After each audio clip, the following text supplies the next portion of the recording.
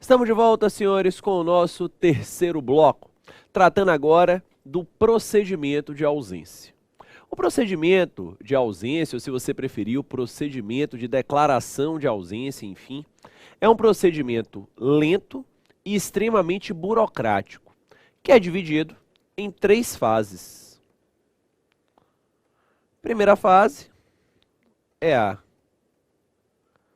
curadoria ou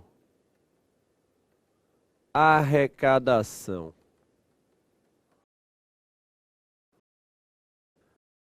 A segunda fase é a sucessão provisória. Terceira fase é a sucessão definitiva. Então, curadoria ou arrecadação de bens, sucessão provisória e sucessão definitiva são as 3 fases do nosso procedimento de ausência. Nós iremos aqui detalhar as fases, tá? Como eu disse, o procedimento é lento, burocrático, tem uma série de regras e nós iremos detalhar estas regras e verificar o passo a passo deste procedimento. Primeira dúvida é: como é que se inicia o procedimento de ausência? Código Civil, no artigo de número 22, nos dá o pontapé inicial. Diz que qualquer interessado comunicará ao juiz a ausência. Geralmente as questões de prova dizem, por exemplo, que Pedro saiu de um dia normal de trabalho, dizendo que ia para sua casa e lá jamais chegou. E aí inicia-se dali, diante deste desaparecimento, o procedimento de ausência. Qualquer interessado dará essa notícia ao juiz.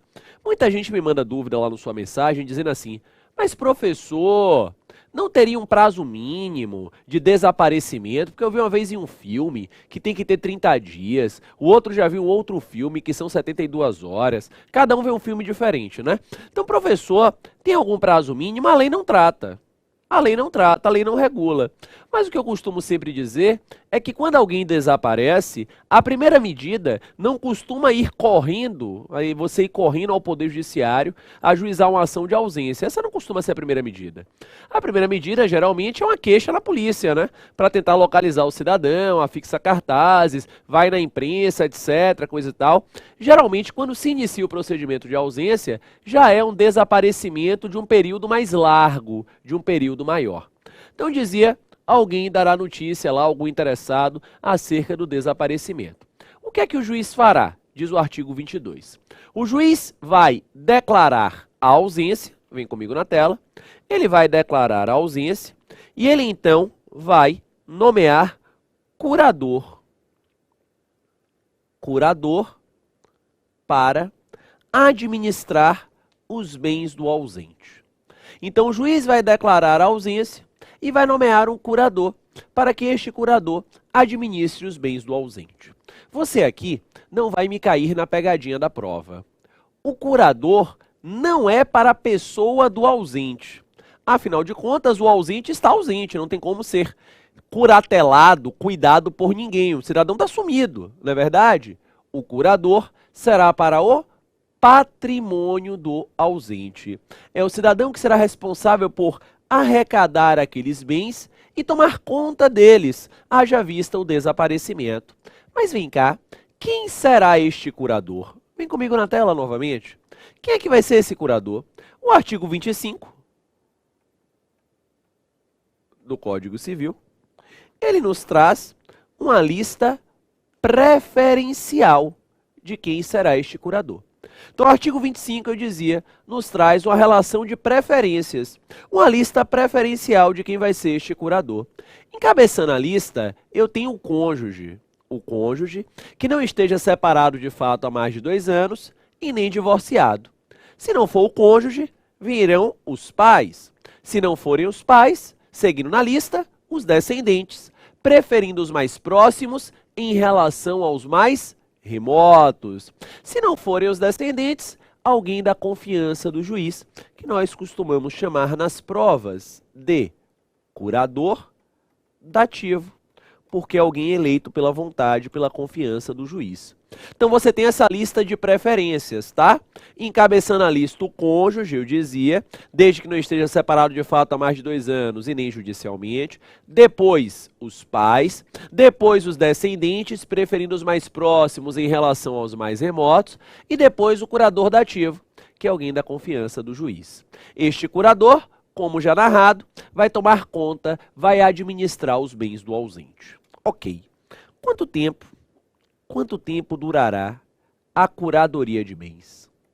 A curadoria de bens, em regra, ela vai durar 1 ano. Em regra, ela vai durar 1 ano, mas se o ausente houver deixado procurador, este prazo será dilatado para 3 anos. Então, a curadoria de bens, em regra, durará 1 ano, mas, se o ausente houver deixado o procurador, este prazo será dilatado para 3 anos. Artigos 23 e 26, ambos do Código Civil. Porque percebam, senhores, se antes do sumiço eu me dei ao trabalho de deixar um procurador, está com cara que este meu sumiço foi premeditado, né?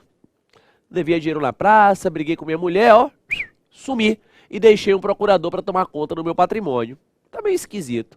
Nesta situação, o prazo que era de 1 será dilatado para 3 anos. Obviamente que este procurador tem que assumir o encargo, né? Tem que assumir o encargo, tem que desejar efetivamente ser o representante do ausente. Porque se ele não assumir o encargo, ele não vai ser procurador, o prazo então será de 1 ano, porque equivale à hipótese de não termos um procurador. Tá bom. Ultrapassado o prazo,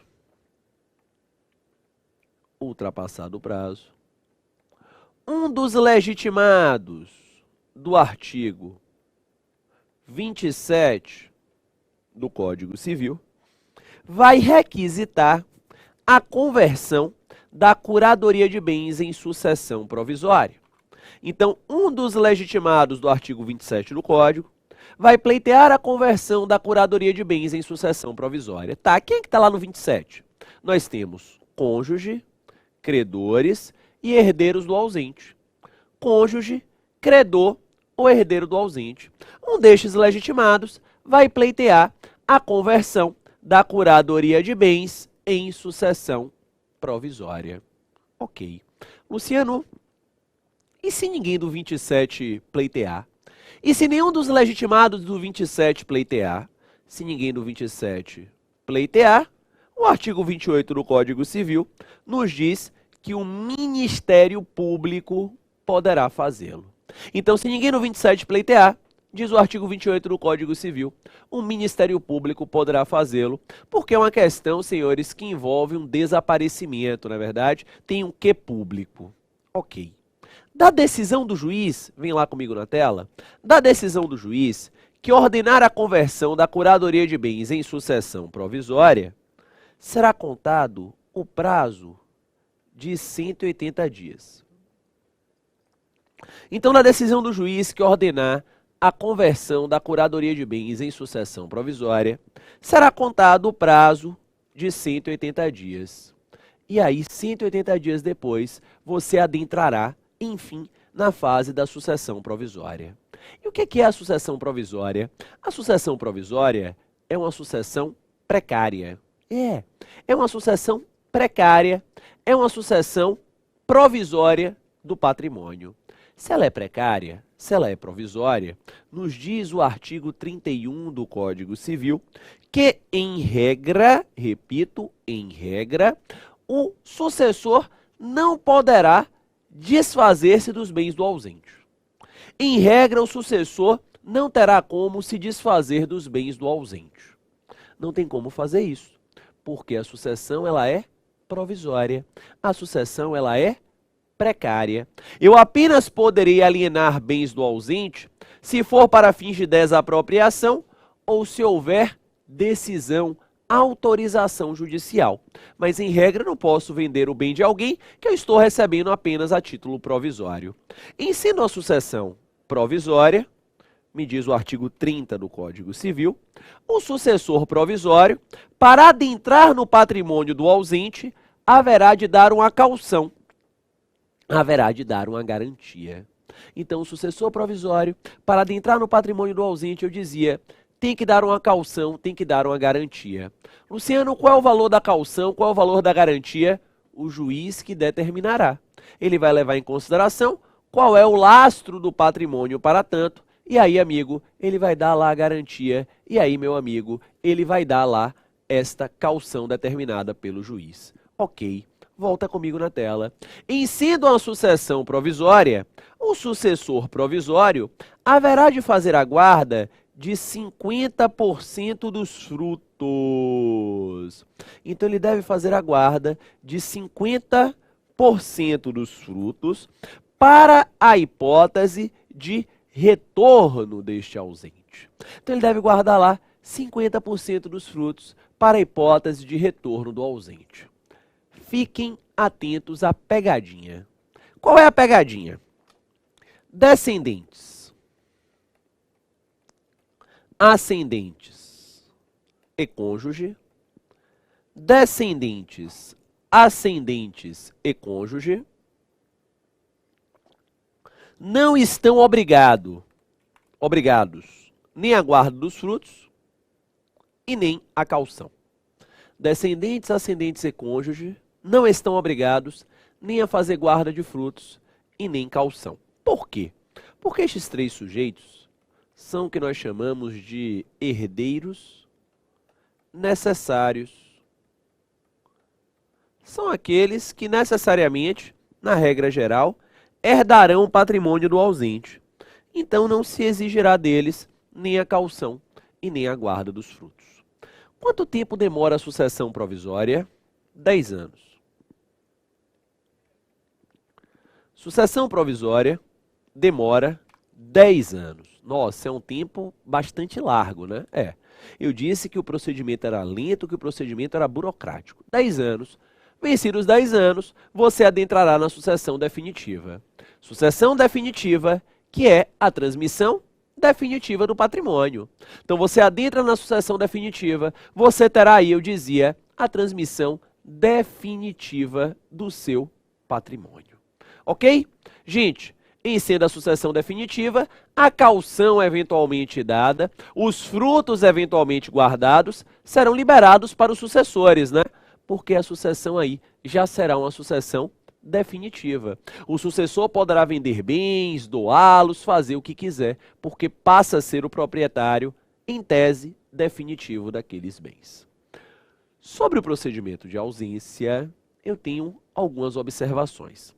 Primeira observação, os senhores encontram notícia lá nos artigos 38 e 39 do Código Civil.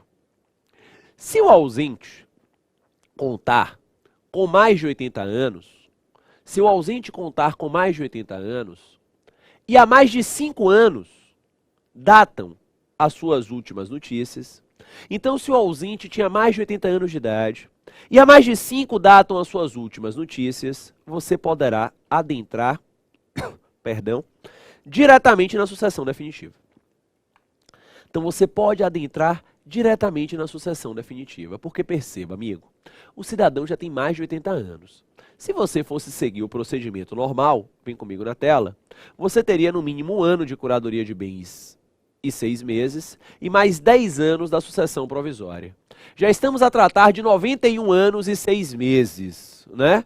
Nós sabemos que a longevidade vem aumentando, mas sabemos também que a lei da natureza se impõe. E aos 91 anos de idade e 6 meses, um cidadão desaparecido, a tendência, na regra geral e na média, infelizmente, é que ele já tenha vindo a óbito. Ok? Essa é a primeira observação. Segunda dúvida, segunda observação, o que acontece se o ausente retornar? O que é que acontece se o ausente retornar? Renascendo das cinzas como se fosse uma fênix, né? Dizem alguns livros. Lembra do náufrago? Lembra, Juliano, do náufrago? Lembra, né? O Wilson, a bola. Wilson, não vá, chorando. Eu chorei naquela cena de Wilson. Vocês lembram que o náufrago retornou? A cidadã já tinha até casado com outro. Lembram que coisa horrorosa? Não é verdade? Não, não foi horrorosa não, Ju. Ela estava certa, porque a fila andou, já se diria aqui na Bahia. Mas enfim, né? O cidadão retornou. E aí? Se fosse no Brasil, porque porque lá foi nos Estados Unidos, né? O ausente retornou, renascendo das cinzas como se fosse uma fênix, reapareceu. O que fazer? Depende da fase. Depende da fase, porque perceba, se ele retornar na primeira fase, veja você que na primeira fase, nada de muito relevante foi feito, né? Nada de muito relevante foi feito. Você apenas nomeou um curador para administrar os bens do ausente. Nada de muito relevante foi feito. Então aqui é simples. Você retira o curador e devolve o patrimônio ao ausente. Até aí tudo bem. E se ele voltar na segunda? E se ele voltar na segunda fase, que é a fase da sucessão provisória? O que fazer? Aqui a coisa já começa a ficar um pouco mais interessante. Porque na sucessão provisória já teve transmissão patrimonial, ainda que provisória. Mas já houve transmissão patrimonial. Então, o que fazer? Neste caso, diz o Código Civil, artigos 38, 39, o ausente terá direito ao patrimônio no estado em que deixou. Então, o ausente terá direito ao patrimônio no estado em que deixou. Pronto. Perfeito. Se houver depreciação acima da média, porque depreciação existirá, o tempo deprecia as coisas, concordam? O tempo deprecia as coisas, com uso regular deprecia as coisas. Mas se houver depreciação absurda acima da média, o ausente poderá buscar o reembolso na caução. Então, se houver depreciação acima da média, poderá o ausente, eu dizia, buscar o reembolso na caução. Ele pode buscar lá o seu reembolso na caução. Além disto, o ausente terá direito a 50% dos frutos. Lembra que você mandou guardar 50% dos frutos na hipótese de retorno? Então, o ausente terá direito a 50% dos frutos. Pegadinha de prova. Artigo 33 do Código Civil. Se a ausência for voluntária e injustificada, então se a ausência for voluntária e injustificada, sumiu por quê? Porque estava afim. Dá uma sumida. Neste caso, o ausente perderá o direito aos frutos. É uma espécie de puxão de orelha, né? Meu amigo, você não pode sumir sem dar notícia a ninguém, não. Eu tenho que lhe penalizar de alguma maneira. Ele perderá o direito aos frutos. Tá bom. E se o ausente retornar na terceira fase? Na sucessão definitiva? Se o ausente retornar na terceira fase, na sucessão definitiva, ele terá direito ao patrimônio no estado em que se encontra. Olha como mudou, né? Agora é no estado em que se encontra ou aquilo que se subrogou. Subrogou é substituiu. Então ele terá direito ao patrimônio no estado em que se encontra ou aquilo que se subrogou, aquilo que se substituiu no lugar. Por exemplo, eu, sucessor definitivo do ausente, recebi o imóvel dele na sucessão definitiva, vendi este imóvel e com o dinheiro comprei outro. Ele, ausente, terá direito a este outro imóvel que se subrogou. Claro que, se eu tiver vendido o imóvel do ausente por 300 mil e tiver comprado um imóvel novo por 1 milhão, obviamente que será necessário fazer uma operação contábil, uma operação financeira aí nessa situação, para verificar a subrogação só nos 300 mil. Mas o ausente terá direito a esta subrogação. Existe alguma hipótese em que o ausente não terá direito a nada? Existe. Caso ele retorne 10 anos após a sucessão definitiva. Então, se ele retornar 10 anos após a sucessão definitiva, aí, companheiro, ele não terá direito a nada.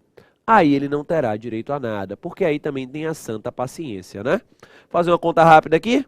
10 com 10, 20 anos. 21 anos e 6 meses, ou 23 anos e 6 meses, o prazo mais curto. Aí, amigo, não tem condições, ele não terá direito a nada. Acompanharam comigo o raciocínio? Perceberam a situação? Beleza? Ainda na questão do ausente. E E como é que fica o casamento do ausente? Será que continua? Será que não continua durante todo esse processo?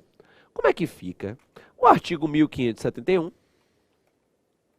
diz que a ausência é capaz de pôr fim ao casamento, tá? A ausência é capaz de pôr fim ao casamento. O curioso é que o artigo não diz quando. Se é na curadoria de bens, se é na sucessão provisória, se é na sucessão definitiva. A lei não trata. Como atualmente no Brasil não há prazo mínimo de casamento para pedir o divórcio, nem de separação para pedir divórcio, não há mais aquela ideia de que eu tenho que ter 2 anos de separado de fato para que venha pleitear o divórcio, ou 1 ano de separação judicial, ou medida cautelar de separação de corpos para converter em divórcio, não há mais. Hoje no Brasil, em tese, você pode casar-se pela manhã e divorciar-se pela tarde. Não há mais prazo. A doutrina vem entendendo, por conta disso, que a declaração do término do matrimônio poderá acontecer em quaisquer das fases do procedimento, desde que haja pedido. Desde que haja pedido. Não é possível logo na primeira fase, na segunda fase, é plenamente possível. Se até a terceira fase não houver o pedido, com a sucessão definitiva vai ter sido declarado o óbito, e com o óbito o casamento acaba, né? Vai acabar lá na frente. Mas você vai esperar muito tempo, né? Vem aí na tela, ó. 11 anos e 6 meses ou 13 anos e 6 meses, a depender da hipótese. Se você está com pressa, né? O amor lhe chama, na verdade. Neste caso, você pode, desde o início do procedimento, já requisitar o término do casamento. Professor, e se o ausente retornar, o casamento renasce? Boa dúvida, né? Eu uma vez perguntei isso em uma prova de graduação. Disse que Tício, depois de uma longa jornada de trabalho, saiu da sua empresa dizendo que ia para a sua casa e lá jamais chegou. A sua amada, Mévia, ajuizou uma ação, requisitando a ausência e pedindo a dissolução do casamento, que foi deferido. Tício então reaparece. Eu perguntava na questão. Tício reaparece. O casamento renasce? Disse um aluno, se ainda houver amor. 3 pontinhos. Eu dei para ele 0,5 pela piada que ele me rendeu. Né? Já lá se vão 6, 7 anos que ele disse isso e até hoje eu uso este dizer dele na prova. Né? Se ainda houver amor, 3 pontinhos. Senhores, o casamento não renasce. O casamento, uma vez desfeito, ele não é retomado, o casamento anterior. Mas, professor, ainda há amor. Eles querem permanecer casados. O que fazer? Casam-se novamente. Professor, é possível se casar mais de uma vez com a mesma pessoa? É! Como diria o Barão de Itanharé, um grande frasista nacional, há sempre uma segunda oportunidade para se cometer o mesmo erro. Então você pode, querendo se casar mais de uma vez com a mesma pessoa, retomar relacionamentos. Gente, é uma brincadeira, né? Às vezes dá certo, mas é possível. Eu tenho lá no escritório 4 exemplos de pessoas que se divorciaram e depois se casaram novamente. Curioso, né? Um número, assim, para a advocacia até alto. Meus colegas não costumam ter esse número, eu devo ter cara de conciliador, de psicólogo. Só pode. Mas funciona, né? O povo divorcia, depois resolve se casar novamente. Pode? Pode. Não tem problema algum. Tinha um professor famoso que dizia em seu livro, ele mudou essa passagem porque ficou feio, né? Mas a gente conta em aula, ele dizia que era casamento novo com mulher velha, coisa horrorosa, né? Mas estava no livro dele. Ou casamento novo com homem velho, né? No sentido de que já é o homem pretérito, a mulher pretérita, e está se casando novamente com essa mesma pessoa. Enfim, é possível que você venha se casar novamente, sim, com a mesma pessoa, inclusive aqui na questão da ausência. Senhores, para fecharmos o tema pessoa física e fecharmos esta questão da morte, vem comigo na tela, nós iremos agora, aliás não vem não, Ju, volta para mim, eu menti, volta aqui para mim, agora sim, vem comigo na tela, nós iremos agora tratar da comoriência. Vamos falar da comoriência, comoriência que está regulada no artigo 8º do Código Civil. Olha só, có é conjunta. Moriência é morte. Có é conjunta, moriência é morte. Comoriência é morte conjunta ou morte simultânea. Para o Código Civil Brasileiro, a comoriência, que é essa morte conjunta ou essa morte simultânea, ela acontecerá através de uma presunção relativa.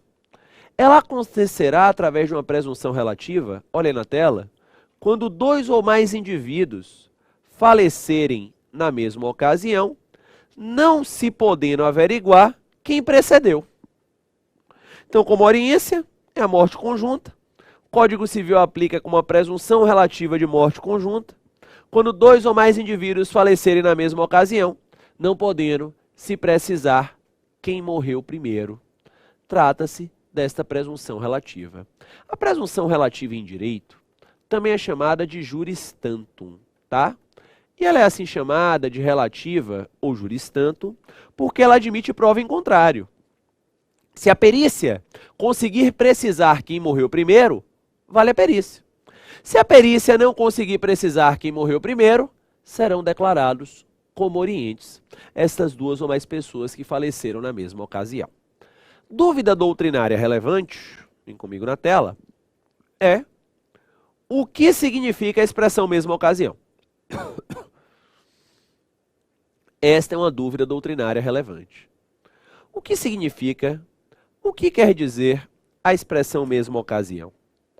Mesma ocasião significa apenas ao mesmo tempo ou significa ao mesmo tempo e no mesmo evento? Então, mesma ocasião é apenas ao mesmo tempo ou significa ao mesmo tempo e no mesmo evento? Essas duas pessoas têm que falecer no mesmo acidente, mesmo tempo e evento? Ou podem ter falecido no mesmo horário, mas em acidentes diversos? A dúvida é esta. A maioria esmagadora dos exemplos de comoriência de provas trabalham com a noção de mesmo tempo e mesmo evento. É o clássico exemplo do desastre aéreo. Clássico exemplo do desastre aéreo. Caiu lá, mesmo evento, mesmo acidente, ao mesmo tempo, não consegue se precisar quem morreu primeiro, comorientes. Comorientes. É o clássico exemplo, eu dizia, lá do desastre aéreo. Mas, segundo a doutrina majoritária, mesma ocasião quer dizer apenas ao mesmo tempo. Mesma ocasião quer dizer apenas ao mesmo tempo. E, sendo assim, é viável, diz a doutrina majoritária, que duas pessoas sejam declaradas comorientes, tendo falecido ao mesmo tempo, porém em acidentes diversos. Tem uma notícia aqui que é de um jornal italiano, uma notícia antiga, vem comigo aqui na tela, do jornal La Repubblica, que eu coloco aí, né, a título de curiosidade com essa situação. Casal morre na mesma hora em acidentes diferentes. Dois jovens namorados no noroeste da Itália morreram neste fim de semana em dois acidentes de trânsito diferentes ocorridos na mesma hora, de acordo com os meios de comunicação locais. Mauro Manucci, 29 anos, morreu por volta da meia-noite de sábado, quando sua moto de autocilindrada chocou-se contra um poste em um cruzamento nos arredores do Palácio dos Esportes de Forlì. O jovem morreu quando era levado em ambulância ao hospital, segundo o jornal La Repubblica. Praticamente ao mesmo tempo, o carro de sua namorada, Simona Assia, 27 anos, saiu da estrada em uma área periférica da cidade e caiu em um fosso. Simona morreu na hora. Os telefonemas para o serviço de emergência para alertar sobre os dois acidentes foram feitos com poucos minutos de diferença, mas as autoridades só perceberam que as vítimas eram um casal ao verificarem em seus documentos que os dois tinham o mesmo endereço. Olha lá, que curioso, né? Frente ao caso inusitado, a magistratura italiana ordenou perícia nos corpos, né, para tentar se verificar quem morreu primeiro. Se a perícia for inconclusiva, você terá então uma hipótese de presunção relativa de morte simultânea. Você talvez em casa esteja se perguntando o seguinte: professor, por que é importante eu saber se foi ou não foi comoriense, né? Porque perceba, os comorientes não herdam um do outro. Então, se marido e mulher, por exemplo, forem declarados comorientes, a esposa não vai herdar o patrimônio do marido e nem o marido da esposa. E isso interfere na cadeia sucessória. Porque se eu tivesse morrido primeiro e ela logo depois, o meu patrimônio seria herdado por ela em algumas situações e depois que ela morresse, seguiria para parentes dela. Se somos comorientes, ela não herda o meu patrimônio e nem eu herdarei o patrimônio dela. E aqui serão então abertas duas cadeias sucessórias distintas. Duas cadeias sucessórias distintas, uma para mim e uma para ela. Ok? Encerramos o tema pessoa física. No próximo e último bloco, eu retorno com o nosso terceiro tema, pessoa jurídica.